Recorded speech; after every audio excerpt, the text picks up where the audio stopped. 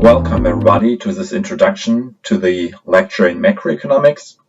I would like to start with my own version of the introduction, and these are the learning objectives of the first chapter.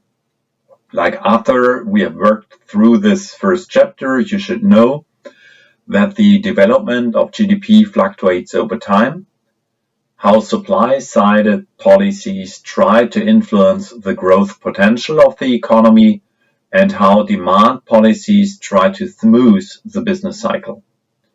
You should know how monetary and fiscal policies can be used to influence the business cycle, and you should also be able to mention some negative side effects.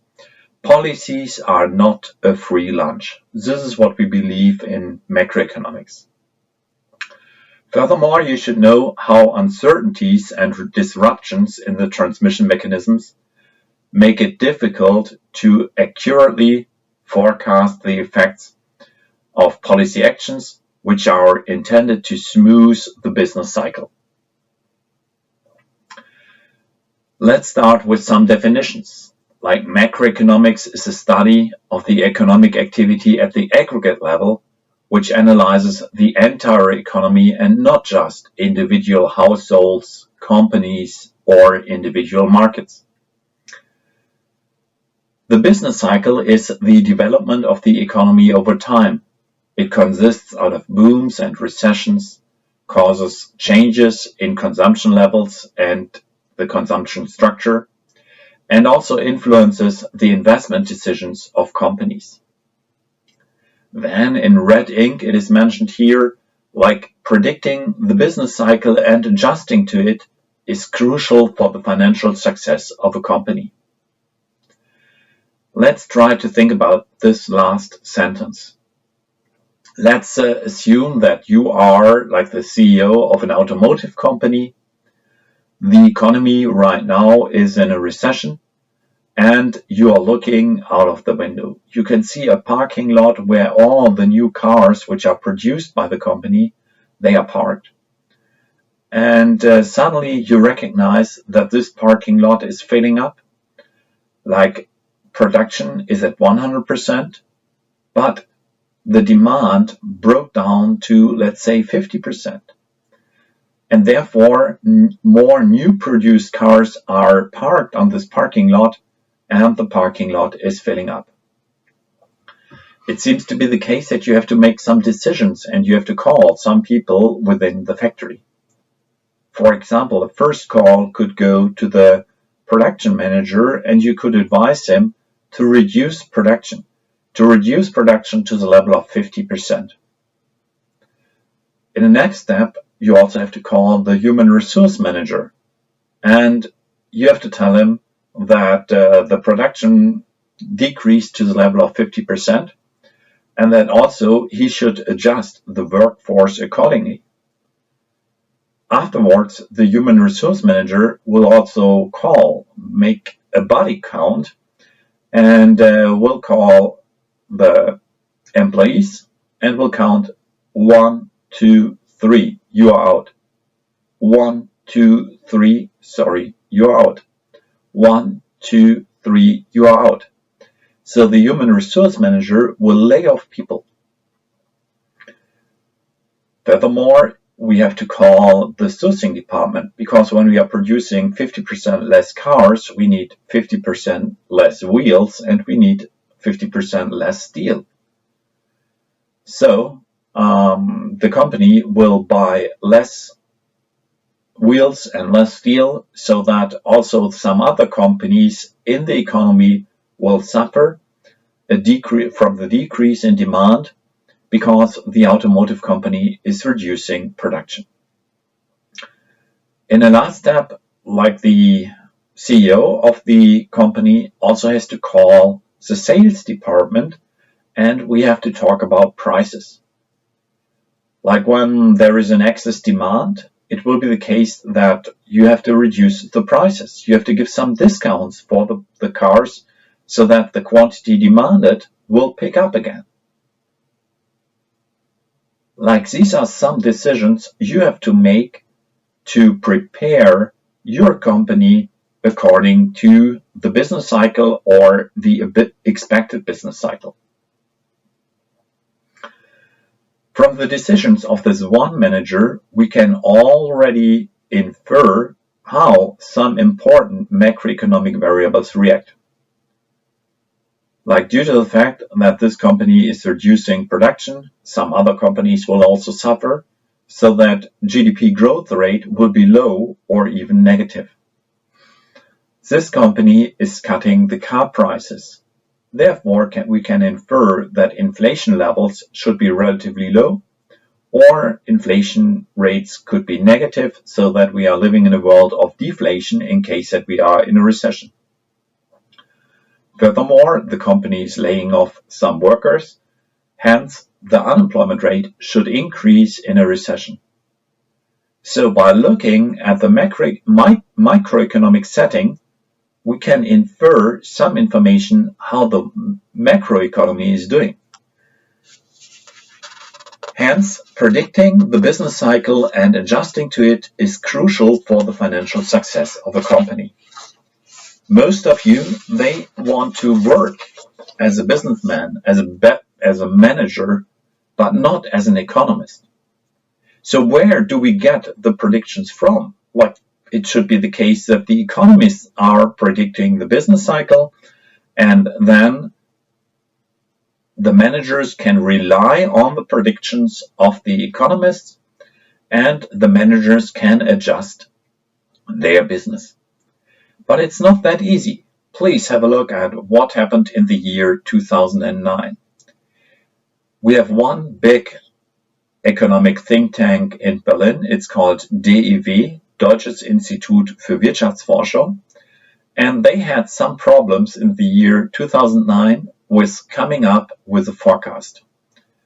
So in April 2009, there was a press release of the DIW, and they say that they are unable to come up with a GDP forecast for the year 2010.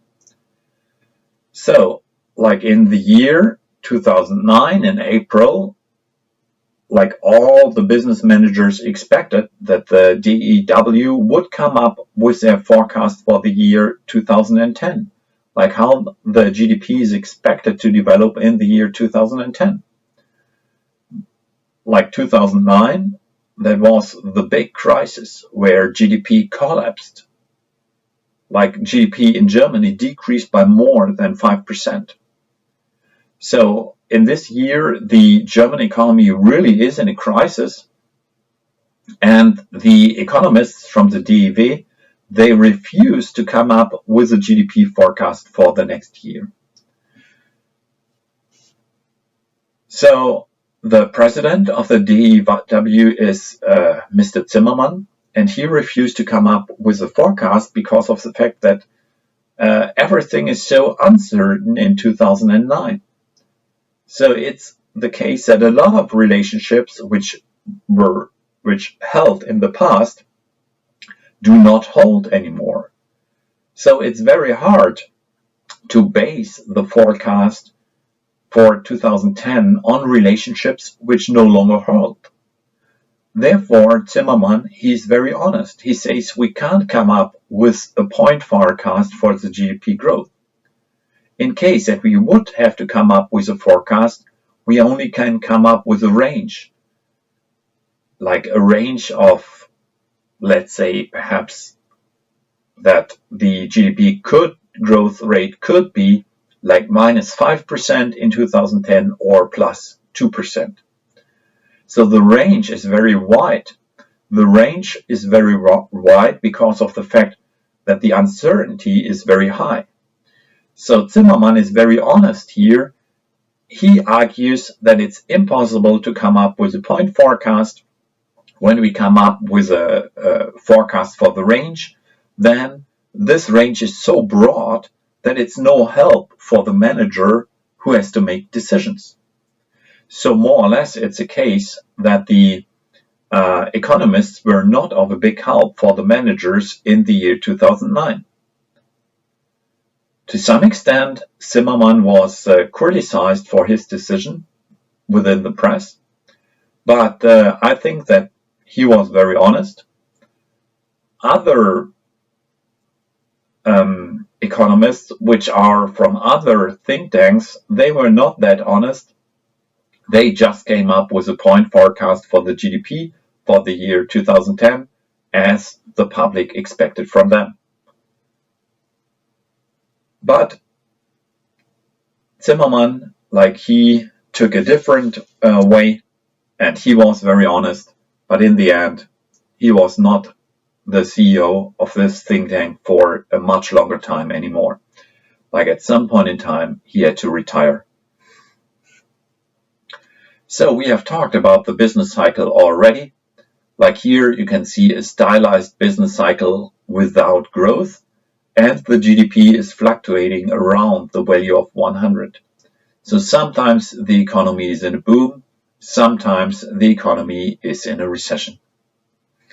I don't like this picture of the stylized business cycle too much because of the fact that in most industrialized countries, GDP is growing over time. So it's a case here that there is a positive growth trend, and the business cycle fluctuates around the positive growth trend. So this picture here is much more in line what we observe for industrialized countries. Now I would like to highlight what is the intention of a so-called demand-sided macroeconomic policy. The overall idea of a demand-sided macroeconomic policy is to smooth business cycle volatility. Here we have like two business cycles, a red one, and I define that the red business cycle should display the situation where the economy develops without any government interventions. And the green business cycle, this is a business cycle where the central bank tries to intervene in the economy and tries to smooth business cycle volatility. When the economy is in a recession, it might be the case that the government has to find the gas pedal of the car and press on gas. So the government has to increase demand by increasing government spending or by decreasing taxes, because this will stabilize demand and stabilize output. This is important because in a recession, unemployment rates would increase, and in case that the government is successful, unemployment rates would not increase that much. In a boom, however, inflation could be a problem, so that we see very high inflation rates in case that the government doesn't do anything.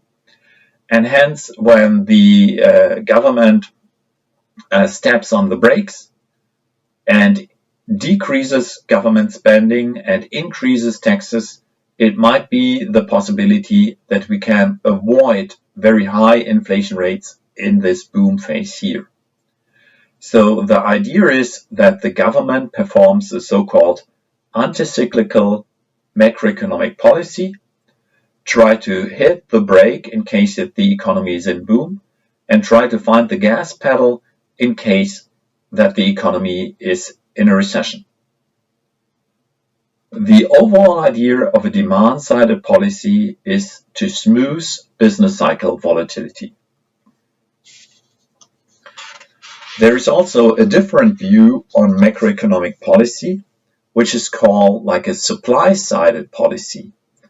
In a supply-sided policy, one would question that the black growth trend is a natural constant. Why should the economy grow along the black growth trend forever? Maybe it is possible to implement a right strategy so that the economy can increase along the green growth trend. This might be possible. What kind of policies have to be implemented? For example, more investment, because when the companies invest more, then the capital stock could increase. The economy needs more innovation, so we need more research and development.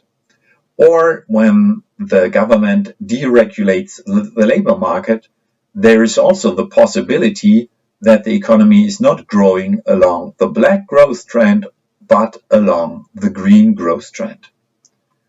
So, like these two policy options have a completely different view on business cycle volatility. The demand-sided policies, they put the business cycle volatility in focus, and they declare a smoothing of the business cycle volatility as the objective. But the supply-sided policies, they don't care about business cycle volatility. They want to influence the growth trend of the economy in a positive way. Until now, we only looked at stylized business models and stylized business cycles, growth trends. Let's have a look at a business cycle which stems from a real economy. Here you can see real GDP per capita from the US. It's a long-run perspective because we have more than 100 years of data. The red line symbolizes the real GDP per capita, and the gray areas here, they symbolize a phase of recession. For example, here there is a Great Depression of the late 90s and the beginning of the 30s. Like GDP per capita decreased tremendously in this time period. You can also see here the latest recession in the year 2008-2009. And when you compare like these two movements, it's a case that the Great Depression is much more drastic compared to the 2009 recession. So it's a very drastic, long-lasting recession when we talk about the Great Depression compared to the year 2009. But you can also see that the economy is growing over time. So we can clearly see this positive growth trend here. And the big question is, should we care about business cycle volatility at all? Should we care about this drop in GDP in the 1930s? And this question is, of course, under debate. But we should always keep in mind that economic instability can also lead to political instability. Let's think about what happened in Germany during this time period.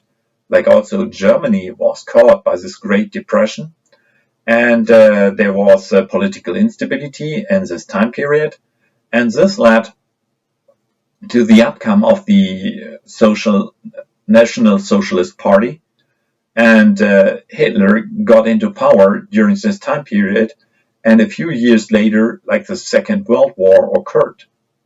So we should also keep that in mind, that economic instability can lead to political instability, and maybe it is a good idea to hold the government responsible for smoothing the business cycle.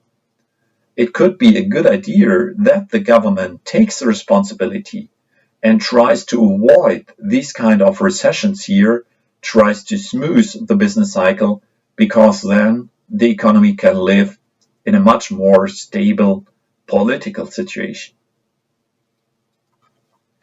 But as I said, this is under debate, and macroeconomists are fighting whether the one or the other view is the right one.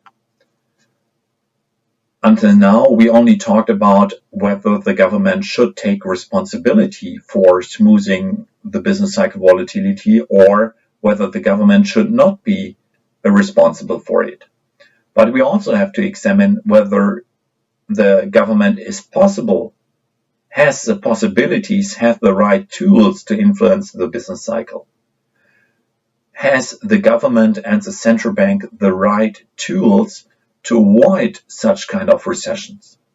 This is a second question. Like the first question is, should the government be responsible? And the second question is, can the government be responsible? Let's talk about some macroeconomic tools which can increase demand in a recession. So here I'm just talking about the phase of a recession, but we can also, of course, reverse this line of argumentation in case that the economy is in a boom. Let's talk about a recession. So it's important that in the end the demand increases. What kind of policy tools can be used? There are two tools which belong to the fiscal policy. The government can increase government spending. This will boost demand directly. Then another fiscal policy tool is that the government can decrease taxes. When the government, for example, decrease income taxes, it will be the case that the private household has directly more money in the pockets, like after 1 month, because of the fact that the net income will increase in case that the taxes decrease. So the disposable income increases, then the consumer can go shopping, and this will increase demand. Like fiscal policy, this is under decision of the government, and monetary policy is under decision of the central bank. The central bank could, for example, decrease the interest rate, because then it is cheaper to borrow money. It is cheaper to borrow money for households which want to buy long-term durables. So, for example, cars or new kitchen. This is frequently financed by getting a loan from a bank. And when the interest rate is lower, then more long-term durables are bought. It's also easier for the companies to invest, to buy investment goods, because investment is also frequently performed with a loan. And then the loan is cheaper and more investment will take place. This is already the end of the first video. Thank you very much for watching this video. Have a nice day. Bye bye.